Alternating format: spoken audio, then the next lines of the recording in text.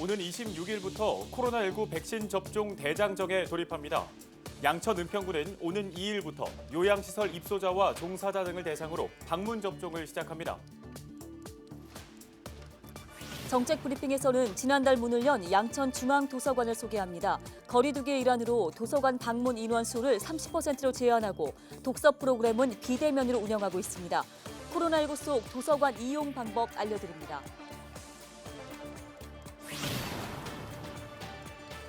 서울시의회가 노동자 권리 보호 증진 조례안을 전면 수정합니다. 노동자들이 법, 제도적 도움을 받을 수 있게 돕기 위해서인데요. 조례안을 대표 발의한 이병도 의원에게 자세한 내용 들어보겠습니다.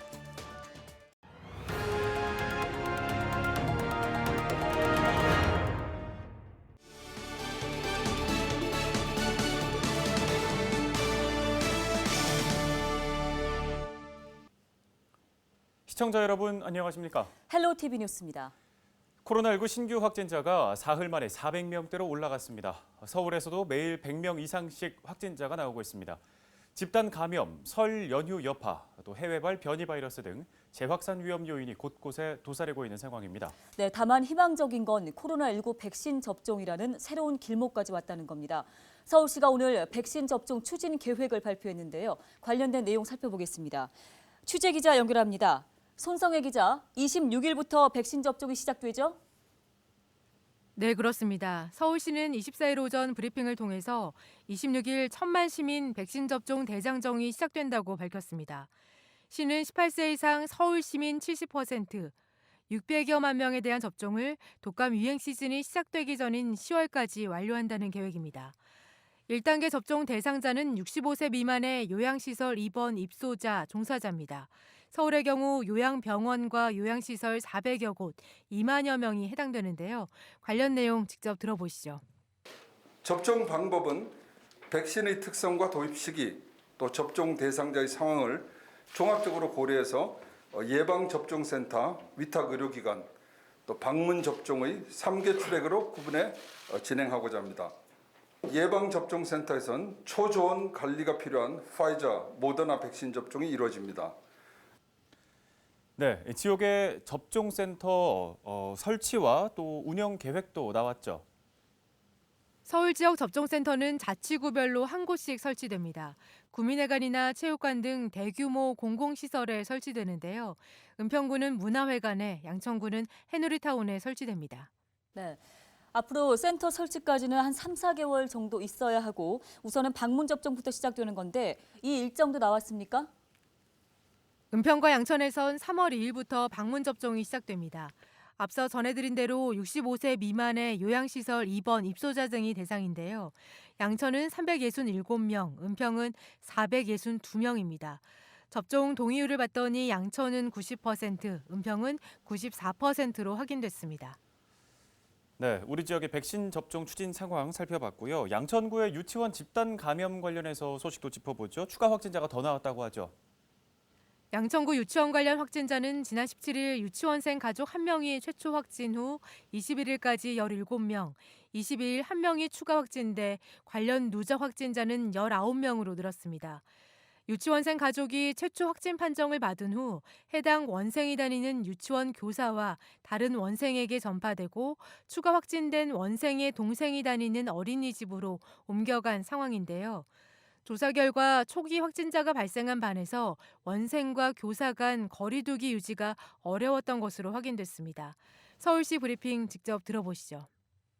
초기 확진자가 발생한 반은 아동이 시설 내에 머무는 시간이 길고 원생과 교사 간 거리 두기 유지가 어려웠던 것으로 확인되었습니다. 화장실 등을 공동 사용하여 전파되었을 것으로 파악되어 조사 중입니다. 네, 병원에서도 집단 감염이 계속되고 있는데 이 부분도 정리해 주시죠. 네, 지난 12일 최초 확진자가 나온 용산구 병원 관련 확진자는 230여 명으로 늘었고요. 서초구에 있는 병원에서도 추가 확진자가 잇따라 나오고 있습니다. 이처럼 병원과 유치원 등 감염 취약시설에서 집단 감염이 연이어 발생하고 있고 모임과 이동이 많았던 설 연휴 잠복기가 아직 끝나지 않아서 여전히 불안한 상황입니다. 방역당국은 백신 접종에 대한 기대감이 방심으로 이어져서는 안 된다. 생활 방역망이 무너지지 않도록 개인 생활 방역 수칙은 이전보다 더 철저히 지켜달라고 당부했습니다. 헬로티비 뉴스 손성혜입니다. 서울시가 한 달 5일 이상 무급휴직한 소상공인과 근로자들에게 3개월 동안 최대 150만 원의 고용유지지원금을 지급합니다. 서울시는 150억 원을 최소 10,000명의 무급휴직 근로자에게 지원한다는 목표입니다.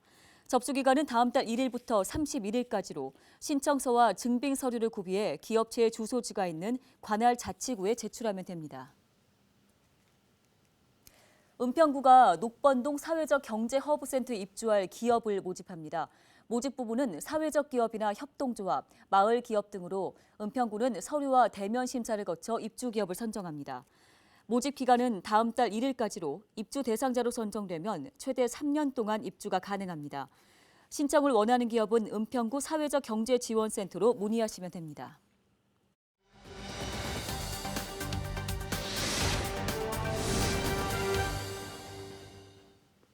다음 소식입니다.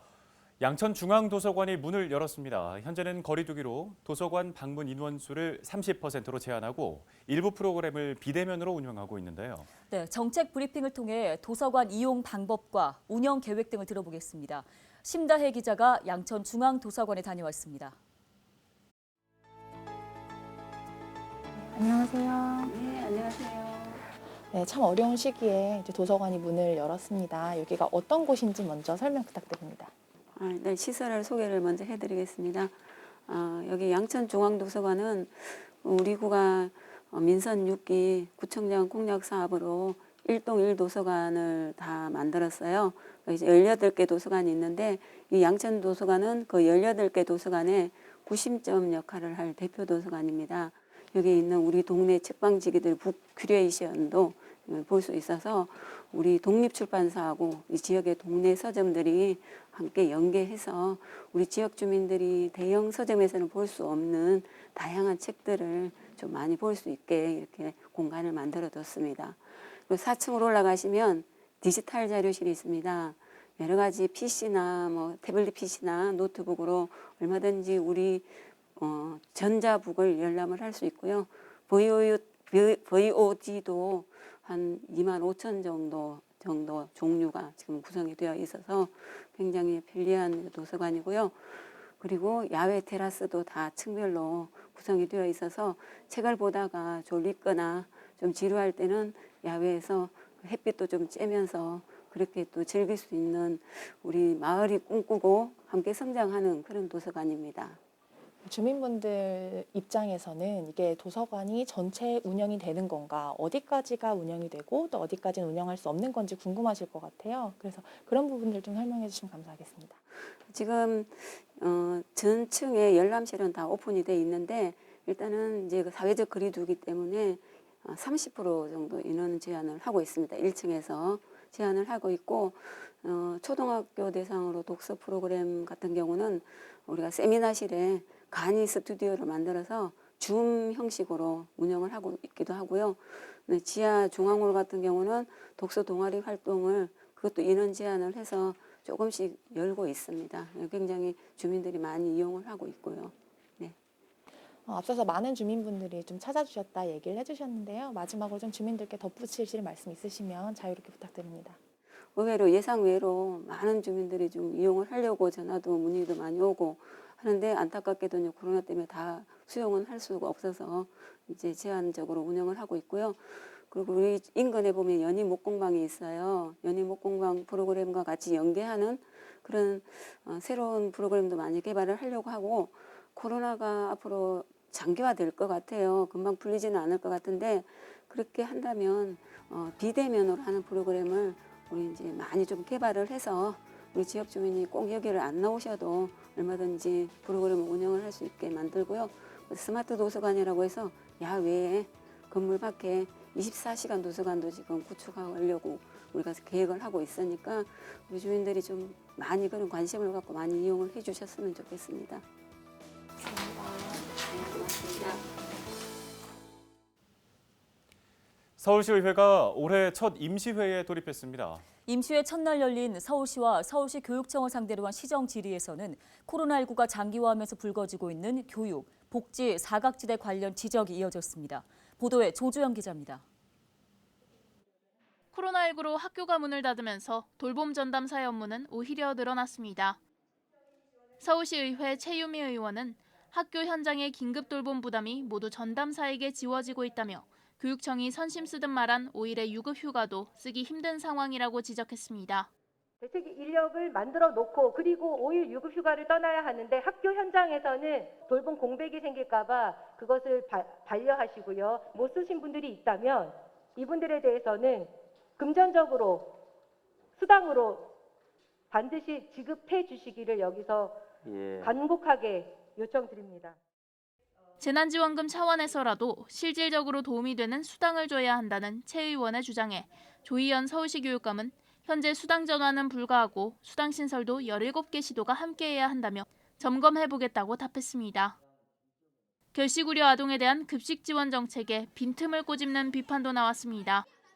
지난 2009년 한 끼에 3,500원이었던 지원 금액은 12년 동안 2,500원 올라 올해 기준 6,000원 수준이고 사용처를 보면 70%가 편의점입니다. 서울시는 누가 먹지 못하고 있는가라는 질문에서 어떤 밥을 어떻게 먹고 있는가로 질문을 받고 지원 방향을 잡을 필요가 있습니다. 코로나19로 급식과 챙겨줄 어른이 사라진 상황에서 지원 대상 아동들은 충분하지 않은 지원금으로 불균형적인 식사를 할 수밖에 없다는 지적입니다. 서정엽 서울시장 권한대행은 아동급식 지원 체계를 점검하고 개선 방안을 마련하겠다고 답했습니다. 최소한 저희들이 시중 음식점에 가서 제대로 된 식사는 할 수 있는 그 정도 되는 단가는 돼야 된다고 생각하고요. 그 부분은 저희들이 좀 더 면밀히 검토하도록 하겠습니다. 또 현재 일부 자치구에서만 진행하고 있는 건강한 행복도시락 배부 사업을 확대하는 방안을 고민하겠다고 덧붙였습니다. TBS 조주연입니다.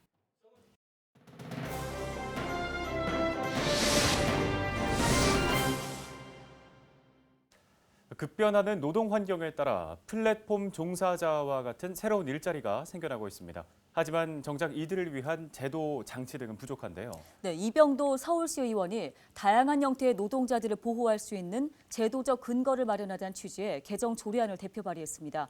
관련된 얘기를 직접 들어보겠습니다. 의원님 나와 계십니까? 네, 안녕하세요. 이병도 의원입니다. 네, 안녕하십니까? 기존의 서울특별시 노동자 권리 보호 및 증진을 위한 조례를 전부 개정하는 안을 발의하셨는데요. 우선 부분 개정이 아닌 전부 개정을 하게 된 이유가 무엇인가요? 네, 기존에 다양한 노동자와 관련된 노동자의 권리 보호와 지원을 규정한 여러 가지 조례가 있었고 또 추진되고 있는 그런 조례들도 있거든요. 감정 노동자에 대한 조례, 프리랜서에 대한 노동자에 대한 조례, 그리고 또 필수 노동자에 대한 조례, 그런 다양한 조례들을 좀 포괄할 수 있는 말 그대로 이제 노동에 관련된 기본적인 조례를 이제 좀 만들고자 하는 그런 의도였거든요.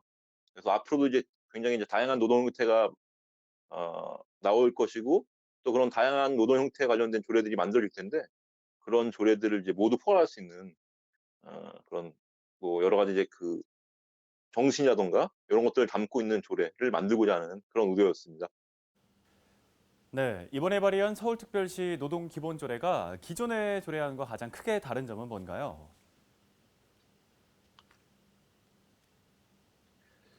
우선 노동자의 정의와 적용 대상을 확대했다라고 하는 점이 이제 가장 의미 있다고 생각하거든요. 그러니까 어쨌든 사각지대 없이 다양한 노동 형태에 있는 그런 노동자들을 모두 이제 포괄할 수 있도록 노동자의 정의라던가 적용 대상을 좀 넓혔다라고 하는 것들이 좀 의미가 있다고 말씀드릴 수 있겠고요. 그다음에 이제 노동자의 권리를 좀 명시한 점들, 안전하게 일할 수 있는 권리라던가 또 인권과 노동권을 좀 보장받으면서 차별 없이 일할 수 있는 권리, 그리고 또 적정한 임금을 보장받을 수 있는 권리 이런 것들을 좀 명시해서 노동자들의 권리를 좀 명시했다는 점, 또 시장의 책무를 명시했다는 점, 그리고 뭐 실질적으로 이제 물론 기존에 존재하고 있었지만 서울시의 노동자들을 지원하는 노동권익센터, 이 센터의 기능과 역할을 좀 명시함으로써 좀 더 구체적이고 다양한 활동들을 할 수 있는 근거를 마련했다는 점, 이런 것들이 좀 기존의 조례와는 다른 점이라고 좀 말씀드릴 수 있겠습니다. 새로운 형태의 모든 노동자를 전부 아우르는 조례를 정하기가 쉽지는 않았을 것으로 보이는데요. 노동자의 범위를 넓히는 데 있어서 기준을 정할 때 가장 염두에 두셨던 점은 무엇일까요? 그러니까 이제 굉장히 그 사회가 빠르게 변화하면서 또 노동 시장도 이제 변하면서 그 새로운 형태의 노동자들이 계속 발생하고 있지 않습니까?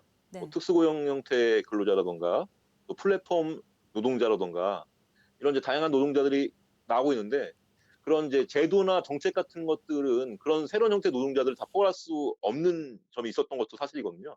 그래서 어떤 노동자의 좀 정의를 고용상의 지위라던가 근로 형태와 상관없이 그 어떤 임금을 받으면서 일하는 그런 노동자들은 모두 이제 노동자로 포괄을 하면서 사각지대 없는 그런 그 제도가 좀 만들어져야 되라고 하는 취지로 그렇게 좀 고민을 했었고요. 그래서 아까 말씀드렸다시피 노동자의 정의 또 적용 대상을 좀 확대하는 것들에 좀 중점을 둬서 좀 고민을 했었습니다. 네. 이번에 조례안이 통과돼서 적용이 된다면 노동자들 보호 또 노동자 권익 증진에 있어서 어떤 부분을 기대할 수 있을지 궁금하고요. 또 이 밖에 특수 형태 근로 종사자나 또 플랫폼 노동자와 같은 이 새로운 형태의 노동자들이 증가하고 있는 상황인데 이들을 위해서는 어떤 제도적 뒷받침이 필요할까요? 우선 이제 그 다양한 형태의 노동자들이 계속 이게 만들어질 것이고요. 근데 이제 그런 노동자들을 지원하기 위한 어떤 제도나 정책들은 좀 더 이제 그런 현실보다 좀 느리게 가는 경향이 있거든요. 그래서 어떤 노동자라고 하는 것들이 어떤 특정한 고용 형태나 또 특정한 어떤 지위에 있는 사람들이 노동자가 아니라 모든 일하는 사람들은 노동자다라고 하는 그런 인식들이 확대돼야 되고, 그런 것들이 이제 제도에 반영돼야 된다고 생각하고요. 그리고 이제 노동자의 권리라고 하는 것들을 아까도 말씀드렸지만 안전하게 또 쾌적하게 일할 수 있는 권리, 그리고 적정한 임금을 보장받을 수 있는 권리, 또 인권과 노동권을 보장받으면서 차별 없이 일할 수 있는 권리, 이런 권리라고 하는 것들을 좀 이제 그 우리가 생각을 해야 될 것 같아요.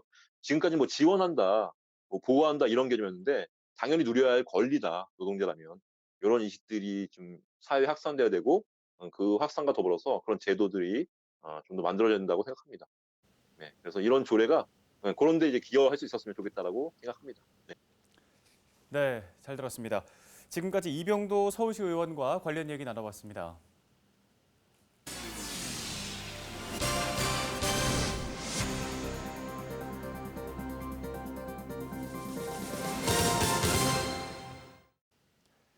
지역 소식 이어갑니다. 앞으로 양천 구민이라면 누구나 자전거 관련 사고에 대해 보상을 받을 수 있습니다. 양천구는 모든 구민이 안심하고 자전거를 탈 수 있는 문화를 조성하기 위해 보험 가입 보장을 시작했다고 밝혔습니다. 양천구에 주민등록이 돼 있을 경우 누구나 별도의 절차 없이 자동으로 가입되는데요. 자전거를 타지 않는 주민이라도 길을 걷다가 자전거 때문에 사고가 발생한 경우 보험 청구가 가능합니다.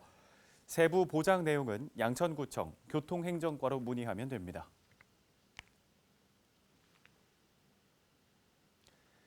서울시가 청년 5천 명에게 월세 20만 원을 지원합니다.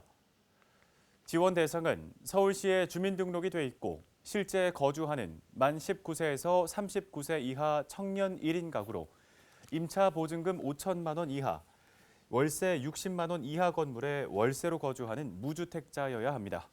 신청 기간은 다음 달 3일부터 12일까지로 서울 주거 포털을 통해 온라인으로 신청하면 됩니다. 목동 신시가지 10단지 아파트가 재건축 1차 안전진단을 조건부 통과했습니다. 목동 10단지는 재건축 1차 정밀 안전진단에서 50.04점을 받아 조건부 통과인 D등급 판정을 받았습니다. D등급은 공공기관의 2차 정밀 안전진단을 거쳐 최종 통과 여부를 가리게 됩니다.